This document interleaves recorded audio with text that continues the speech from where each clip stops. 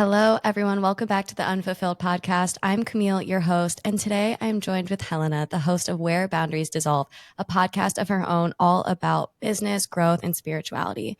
I'm super excited about our conversation today, not only because Helena and I are very aligned on a lot of different topics and areas in our lives, but we're going to dive into something that I think every single one of us can relate to, which is how to learn how to be visible and be our authentic selves while also embracing the fact that we're imperfect and leaning into the cringe in expressing who we really are and lean into transitions and not knowing all the answers and still showing up through those periods and so much more. I'm excited for you all to listen. Helena, welcome. Hi, everyone. Thank you so much. So let's dive right in. How can we learn to be visible while still embracing being imperfect or embracing feeling awkward or feeling cringe? The first thought that comes to mind in my head is we're told to conform, right? We're told to be just like everybody else. We don't want to stand out too much because we could be, quote, weird, or being different is often perceived as a bad thing. And so I think being visible and leaning into who we really are as we discover who we really are can be a really uncomfortable thing because of this fear of rejection we all have. I definitely think the fear of rejection is super real, especially when everything is so visible online. Like you upload something and you're just like, oh my God, like I do not want the world to see this right now because we're work in progress, right? But because we work in this digital space, it does require you to like upload stuff so that you can actually learn. But if you're subject to perfectionism, like women are just expected to be perfect, then there is no space for learning. And so, of course, we're the first to be rejecting ourselves before anyone else even gets to reject us, right? I was listening to this other podcast and they were saying the number one reason people don't start doing the thing they want to is because they're afraid of looking silly in front of not the entire world, but their friends. Yeah, And I was like, oh my God, that's so true. it And it is really true. reshaped my personal relationship to how I show support. Like, because, you see friends doing their thing, and I was like, oh, okay, cool. But now I'm like, no, let me go and support that person because I know how hard it is to put yourself out there. And that's given me like a lot of comfort, funny enough, where it's like, oh, the people who are going to support me and be there, they're going to be there. And the others, well, whatever. It's more like them object to like projecting their fears onto me. So I'm not going to like think about that too much because you are going to trigger other people when you go and do your thing. I feel there's going to be people Yeah. watching you and being like, what are you doing? That is a reality, No, I 100%. feel. I'm so glad you brought that up because I couldn't agree more. It's so interesting. When I started the podcast, when I was working through the cringe of doing it all, as we Yeah. both shared on our platforms, I was most scared to share it with people who knew me, like people in my Yeah. life. I don't know why. Like I was like Yeah. fine sharing it with the strangers, and it Yeah. should be vice versa, right? But I think it's because we're scared that we'll lose the people in our lives, where it's like it's low stakes Mm, when we share it with people we don't know. It's like, okay, interesting. who cares if that stranger who lives in a different country like rejects my content or like doesn't really resonate, like isn't Right. a loss to me. Whereas when we lose friendships or relationships grow distant because of us being more visible and expressing our authentic selves, it's really hurtful. I've lost friendships through this, but I don't Oh, necessarily see it as a really? loss. Yeah. And Wow. Okay. but yeah, as you said, some people won't see it as a positive thing when you become more visible and take up space because people are going to project their own insecurities, right? And Yeah. so I love how you suggested, like, okay, but I can just remind myself that they're projecting something and the people who will support me will support me. And that's 100% the mindset that I've learned to obtain. Look, all we can do is have good intentions and show up authentically in a way that we're proud of, and how people react and how people perceive us, that's out of our control. But it doesn't discount the fact that it's extremely scary to put yourself on a line in such a vulnerable way and risk losing people in your life. But I also do see it as a blessing in disguise because I don't see it as much of a loss, but I see it as more of an evolving. Like we're evolving into more supportive relationships for this new version of ourselves that we're allowing to shine through. I was actually talking to a friend. So there's this artist that I follow online. She's like, be an artist is her whole motto essentially. And she did this workshop in San Francisco. And my friend attended it and she was like, okay, but the biggest challenge is when you want to attract bigger, better opportunities and it lands, what do you do? She was like, a lot of the times I then feel like it's too big to manage. If you're just like leveling up, you're stretching yourself. And she was like, the first thing women need to ask themselves when they're going bigger is what's the support system that I need? And that Mm, blew my mind because that's never where my thinking goes. My thinking goes, I need to prove myself. I need to do it all by myself.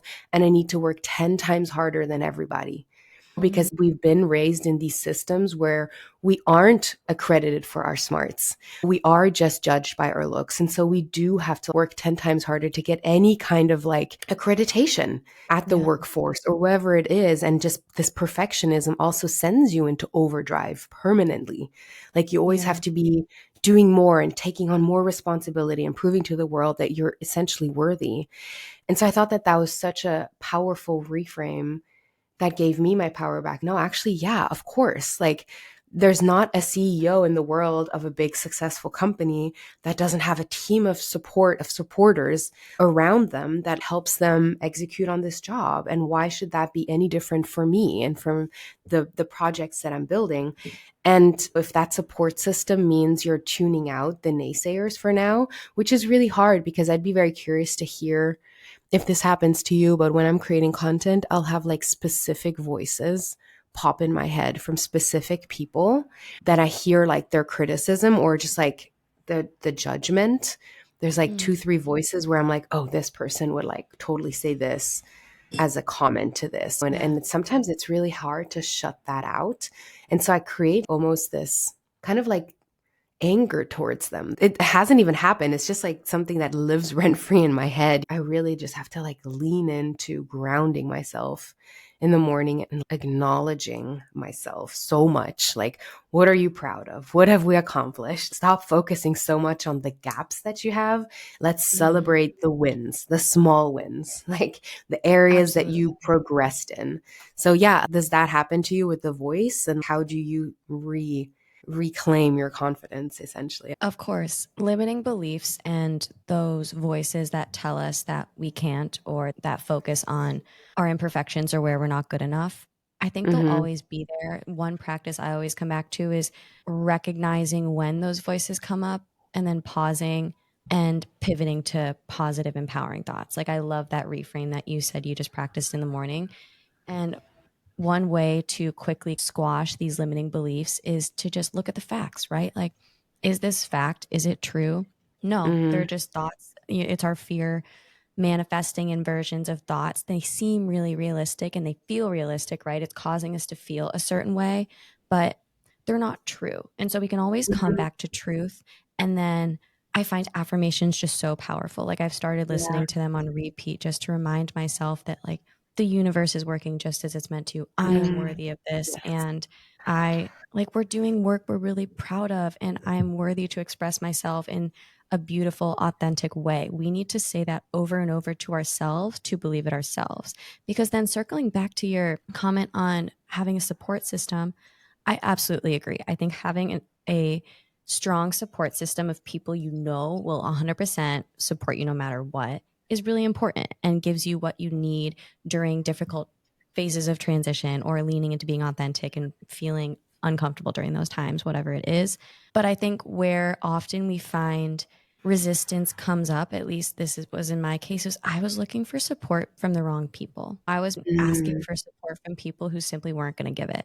And in a podcast that I was listening to yesterday, Ed Milet, I don't know if you listened to him, but I really like some of his episodes. And he was sharing his thoughts on the fact that when you're striving to be really successful and when you're growing something, often people are not going to support you. We want Interesting. everyone to be supportive. We're asking for people's support. Like, that's what I was doing with the podcast. I'm sure you were as well, or in any business venture.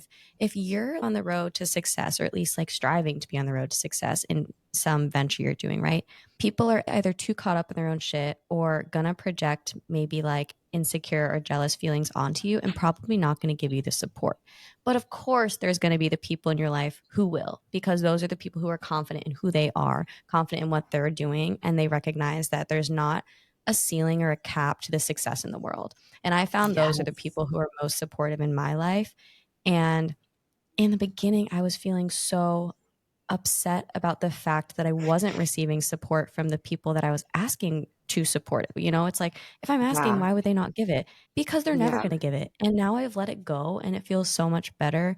And not forcing or seeking that recognition, especially from people who aren't naturally going to give it, and then being open and leaning into those who genuinely will Yeah. support you. And that's a process, I'll say, right? Because that's the journey that you're going to have to just be on. There's not a like Oh, immediate isn't it selection all? process, unfortunately, right? You can't just be like, "Oh, I know this person's going to be supportive of this person." And then it's hard, right? Because it's like setting boundaries. How freaking hard is it to set boundaries? I find that the hardest thing with friends or even cutting people off. My heart breaks. I don't Yeah. like, I'm sure you're like an empath as well. Like just feeling someone struggle and hurt or rejected, which is Mm. essentially what we are worried about, and why a lot of women don't set boundaries is because we're afraid that we're actually rejecting them. So it's easier to self-reject by not setting any boundaries. I feel like that's the reason why we don't set boundaries. The way my therapist explains it is like there's emotional boundaries, there's time boundaries, there's discussion boundaries. Like if someone asks a Mhm. critical question where they mean well, but there's like you can feel that it's not really a supportive question, she was like, you can absolutely say, I don't want to discuss that right now, Yeah. or give some kind of vague answer. I always feel like I owe people the full truth and the honest truth. And I'm Mhm. just going to like give them the rundown. But no, I don't. Literally just answer it in whatever way. Like, I don't have to Mhm. justify myself to anyone. You know what I mean? Absolutely. And I could have just said, like, oh, that's interesting. Thanks so much for your perspective. Like my partner, he's a writer and he's been in the industry for like over 10 years now. And he says opinions are like asses. Like everyone's got one. Like everyone will have Mhm. an opinion. Take Yeah. opinions from people who've been there and done the thing you're doing. And literally everything else is unsolicited advice. And I was blown away. I was like, perfect. I don't have to listen to anything else because literally no one's walked in my shoes. And it's so interesting too, because don't you find that the people who have the strongest opinions often are the ones that aren't doing anything themselves? You know what I mean? It's like so much Yes, easier that's to so project true. judgment. You can sit there and project judgment and opinions all day because you have all the time to do it because you're not doing anything. And I find the people who are supportive are the ones who actually are like doing cool things in their life also and leaning into their authenticity and being visible in their own beautiful way. And I found the people who have been less supportive are those who aren't, maybe a little more closed minded. And, circling back to this Mhm. idea of allowing ourselves to be authentic and having that fear of rejection, I think it does even loop back into this idea of people pleasing. Us as women, we are told to people please. We want to be liked. And when we put ourselves out there and be visible in a way that risks certain people rejecting us or expressing negative opinions on us, it's a really difficult feeling to sit with and to push through. And so I think that's a really important thing to highlight. Whoever's listening, whatever you are striving to become more visible and confident in and to lean into your authentic self, you are going to have those uncomfortable feelings of transition, of pushing through those barriers that you used to live between in fitting into the mold. It is uncomfortable to push through that and to show up and be visible because your relationships might evolve and you might receive some opinions and projections of negativity and judgment. But the most beautiful thing is, which is where I love the conversation to go next, is how it allows us to grow and how it allows our confidence to flourish in this amazing way. Like we have to push through these phases of transition and discomfort and learn the hard lessons through the sometimes uncomfortable and quote like cringeworthy feelings or cringy feelings, I guess I meant to say, in order to come out the other side stronger. And so I know we did want to talk about this idea of like being in a transition, not having all the answers, embracing the cringe.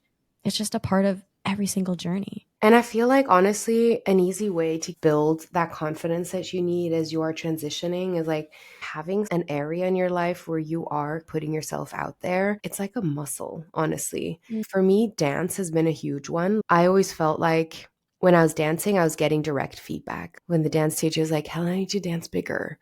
You need to seduce your audience. Immediately, I was like, oh no, I can't seduce my audience. Like, I don't want to dance bigger. Number one, I was like, why is there shame in taking up space? And why am I shaming myself?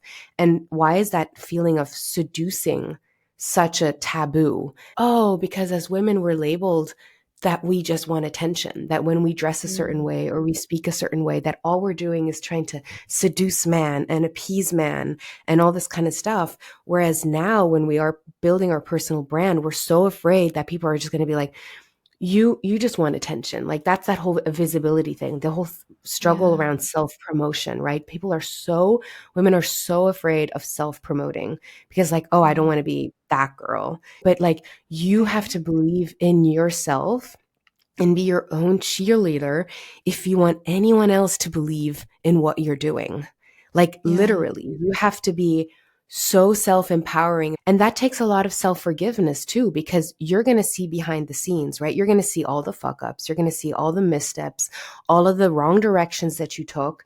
And you can't measure yourself against that. You have to measure yourself against the progress that you make and celebrate that. Because if all you're focusing on is the missteps and misdirections, and you're not seeing that as part of your divine journey, as part of the like, well, I had to knock on 100 doors to find the one that was going to open. You weren't going to find the one that was going to open without knocking on all the doors that didn't open. And are you going to like now not walk through that one door that opens because all of the other ones didn't, because you feel like an imposter or because you feel like you're not good enough? That would be ashamed, right? And so it's like reframing this like, no, we do deserve to be heard. We deserve to be seen, and we deserve to get over our shame and our fear of having attention. And that's just like another thing that I really wanted to mention is find areas to practice in. Like, dance was truly transformative for me to be like, no, I deserve to be seen and celebrated. And I'm not dancing for your attention, or I'm not dancing to get attention, but I'm dancing for myself. And I'm doing this for myself. But yes, let's segue into like the whole transitions period. No, thank you for that. I really love that point, and I so agree. Tying in the title of my podcast, Unfulfilled, I think fulfillment often comes just from incorporating new, different things into our life. If we're doing the same mundane thing day in and day out without sprinkling in any nuances or any excitement, which often looks, in the form of something we've never done, something that might be a little scary to us because it's uncertain, I think life is really unfulfilling and boring if we don't do that. But then on the flip side, it's like, yeah, leaning into those things can be scary and uncomfortable because we've never done it. Or, oh, we Yeah, have to push through these limiting beliefs and barriers because we didn't let ourselves express ourselves in that way before. But it's in leaning into or expressing ourselves fully through these new things. Like, I love your dance example, or just trying something you've always wanted to try. And and I wanted to mention this as well, this idea of just like taking baby steps. It's not like the second you do the thing, all of a sudden you're a confident, badass bitch and you can just like do whatever yeah, you want. No, it's one step at a time. Like, you in dance class made a step to be a little bit more expressive in your dance that day. And then the next week, maybe you try even a little bit more. You lean into it more and more. And every time you do, you grow this confidence and you start to remove any validity from those limiting beliefs that were telling you that you can't, or that were labeling any judgment onto what you were doing. And so I think taking small absolutely. steps is a huge way to ease into any new thing that you're incorporating into your life and ease into just any transition that might seem really intimidating. I love that. I fully agree. Baby steps. Like, we always talk about Adam and I, my partner, in the creative process, like this need for urgency and immediacy. It's just not possible. Like, if you're building a personal brand, it's going to take 3 to 5 years. and don't expect your brand to just blow up overnight because you've been doing content for like a month.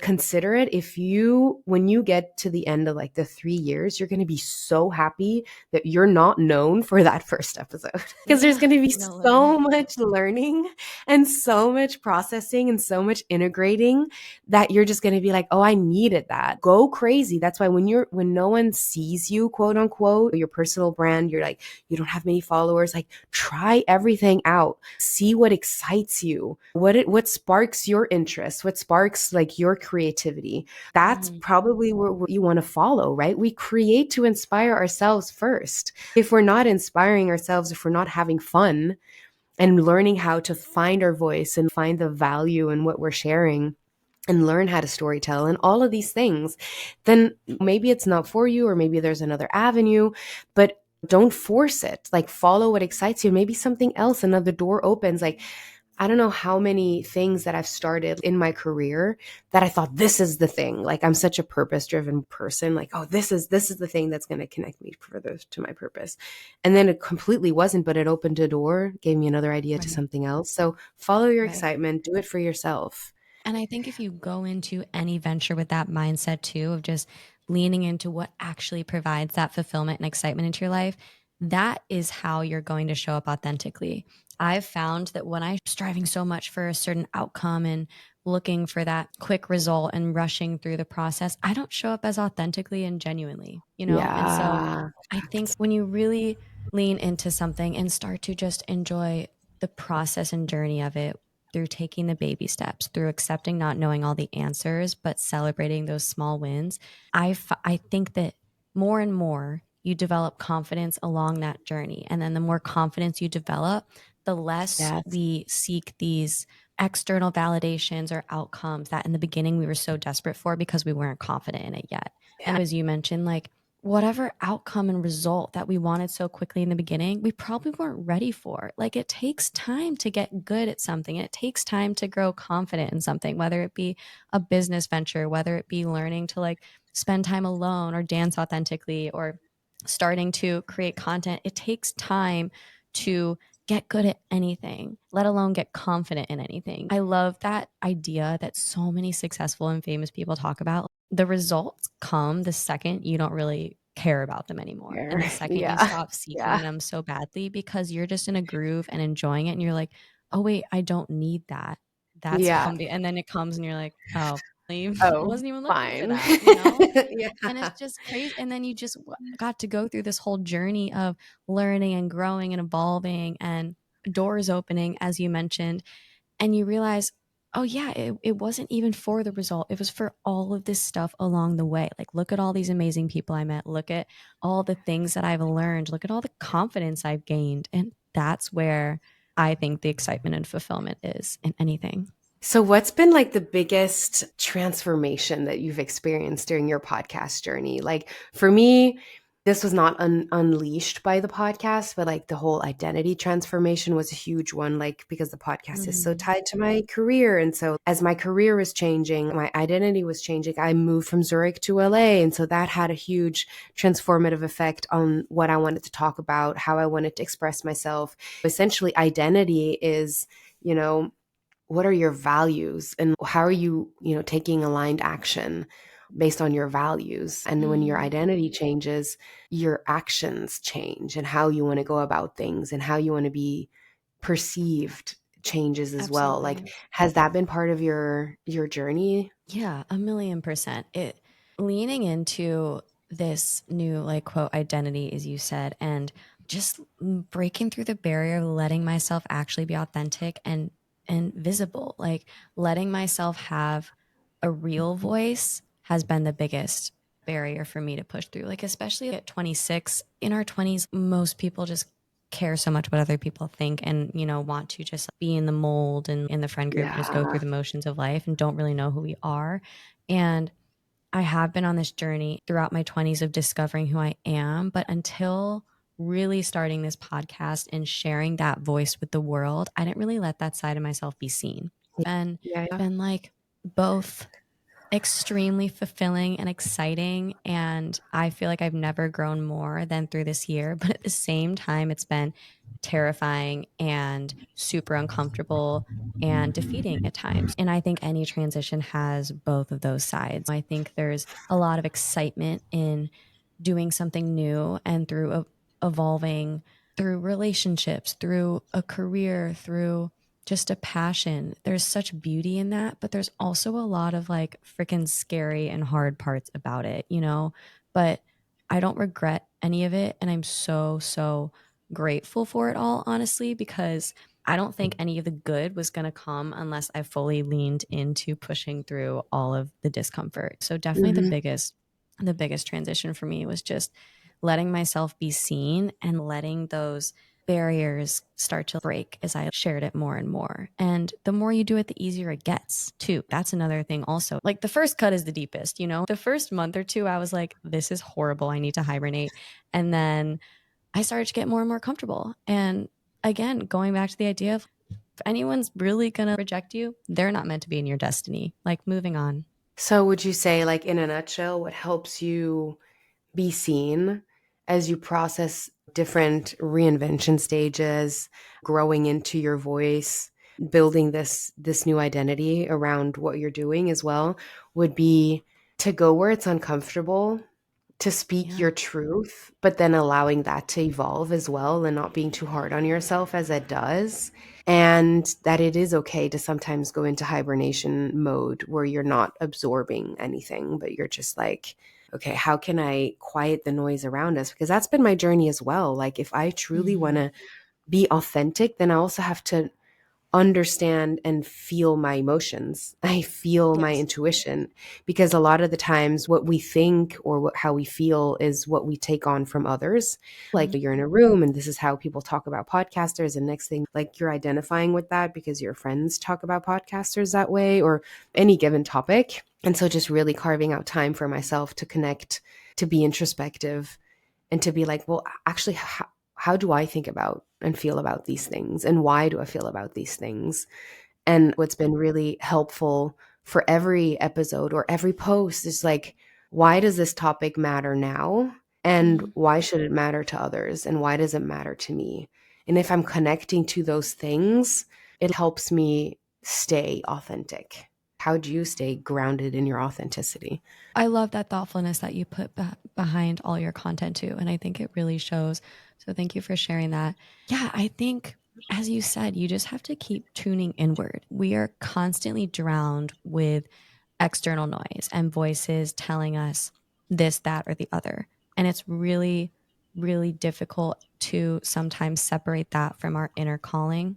I find spending time by myself is honestly just the best way to come back to myself. Like there's so many people who just can't spend time alone because they're just scared of that. I think that they know deep down that things are going to come up that feel really uncomfortable. Yeah. And so they surround themselves in relationships or friendships and just never allow themselves to be alone or unstimulated. Maybe they're constantly like on their phones or watching TV in their free time. Like we need to embrace being on our own and slowing down and just being in stillness by yourself, watching the sunset, going on a walk without drowning ourselves in music or a podcast, meditating, journaling, like let it come up. Otherwise, it's going to be suppressed.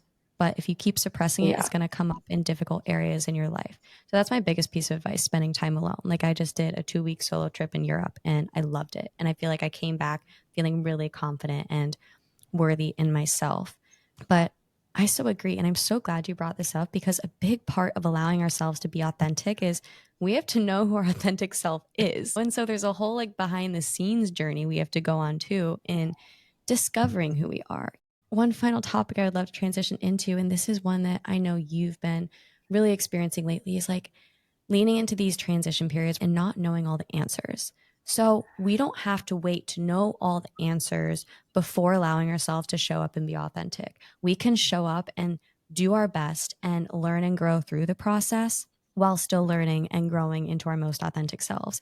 And I think that what holds a lot of people back from starting anything or from being visible and showing up is like, oh, but it's not the perfect time. Like, I'll do it in the future. Or, oh, I'm not there yet. I'm not ready yet. No one's ever going to be ready. You're ready now by just starting. Yeah, great points. I feel like there's so many things that I can touch on before going into my own journey. I feel like if you're going through transition and if you feel called to something, like there's a reason, right? There's an itching in your soul. There's a desire. There's a passion. There's something that wants to be expressed. The reason we're here in this lifetime is to experience ourselves. There's always this analogy I keep find myself going back to. When you knock on heaven's door, when you pass away, God's not going to say, "Oh, did you become Jesus?" No, did you become Camille? Did you become Helena? Like, not a shitty second version of somebody else. And what does that Yeah. mean to you? What does that mean to you, literally? I think that that's really important, that we allow ourselves to experiment, that we allow ourselves to play if we're not playing what makes sense, right? Yeah. And so transitions are really hard because it can disconnect us from play. It can disconnect us from purpose. It can disconnect us from meaning, because the person or the identity that got us so far is not going to serve us in this next chapter, right? If we have been, but it's gotten us so far to where we actually feel comfortable stepping into our authenticity, then we cherish that identity because it's gotten us this far. But at the same time, it's going to be a different identity that gets us through the door of, okay, now how do I figure this authentic self-expression? What does it mean to me? That's going to take a new type of person going after that, right? And so that's like a lot of grieving. And I just had a reinvention coach on the podcast, and she's like, grieving and gratitude go hand in hand. Because in order to grieve, you have to be grateful for how far you've come and to let that go.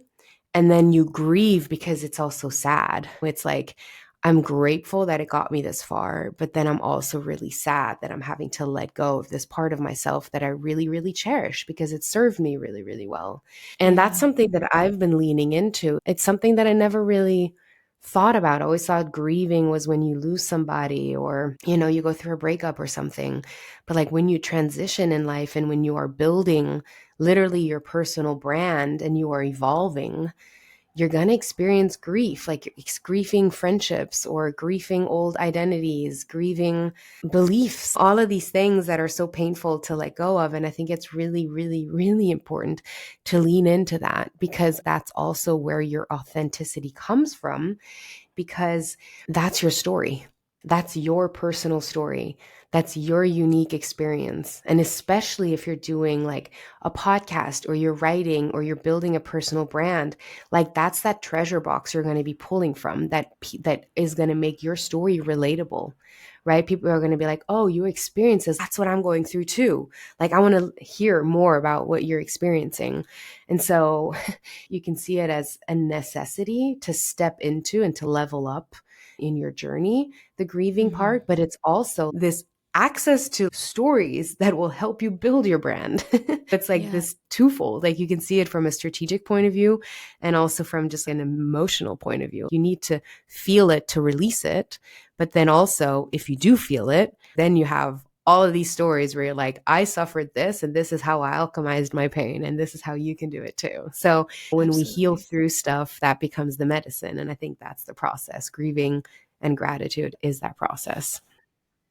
I love that thought of grieving it, how I've spoken to it. And I actually did a whole episode on this. Letting go of what no longer serves us or who we no longer are to create space for what's truly meant for us. Yeah. And that's, I feel like, super aligned with that idea of grieving something. We have to let go. We can't cling to the past of what we thought our life was going to look like, or that relationship that's no longer serving us, or that career that we're no longer feeling fulfilled in. We have to let it go Mhm. and then create space for what's better. I think it's really easy to want to hold on to the past because there was so much good there. And I know you've spoken to this in your recent transition. You're like, I was heading this certain way, and it's really hard to pivot because I feel like then you lose all that past Mhm. experience or impacts that Mhm. you've made. But I think it's actually such a beautiful thing because you don't lose it. You take with you, as you mentioned, all the stories and knowledge that you can now share. But now you're just taking it into a new setting and environment around different people to have an entirely different experience. So it's not lost because all of those experiences are within us. And I think it's important to lean into these different experiences, to embrace those new experiences and let go of the old ones, because that gives us the color and molds us into who we are. It makes us really interesting people. there's no human being that doesn't have transition. And we need to normalize not knowing all the answers and feeling uncomfortable through these transitions, and B, allowing ourselves to feel like maybe letting go and grieving things that no longer serve us. But then once we do that, allowing ourselves to create space and move on to the bigger and better. And I think that's how we continue to tune into our authentic selves too, is continuing to evolve through what's no longer serving us, grieve those things, let them go, and then move on to the next. And I think the more we do that, the more we evolve into our best and authentic selves. I think there's some psychology behind it also, in terms of like what actually happens, why the letting go part is so hard, that I want to speak to a little bit. Even if our situation is uncomfortable and we're not really happy, that's certainty. The minute you let go of something, that means you're navigating uncertain waters. You don't really know. It becomes less predictable. Anything can happen. Like, you feel very mushy. You're in that in between phase. That in between space is extremely vulnerable, right? Where it can be, Yeah. we can be molded in so many different ways. And so I think a lot of us avoid that vulnerable space because, yeah, Yeah. it's vulnerable. And so it's just like being aware that, are you living from fear or are you living from intuition? Like, know the difference. Are you trying to stay in comfort and avoid discomfort and avoid uncertainty? And if such is the case, like, work on building safety in your system, working on that inner safety. Absolutely. And we're always going in and out of transitions. It's like one week we're feeling like on top of the world, like we're in such a flow and groove of life.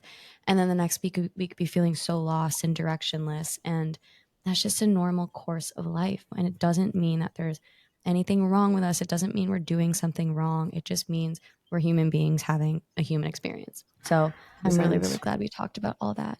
Helena, this has been Yeah. so wonderful. I've loved every single thing we've talked about. Thank you so much for taking time today. Thank you so much, Camille, for like great questions. I feel like your questions were really good. I also loved the honesty and the authenticity that you bring. I'm super excited to be part of your journey and like hype you up. I know it's so hard to build a podcast and personal brand, so I'm just like really excited that we're building a community of podcasters and we can support each other. Thanks Me everyone for too. tuning Bye. in. Bye. See you soon.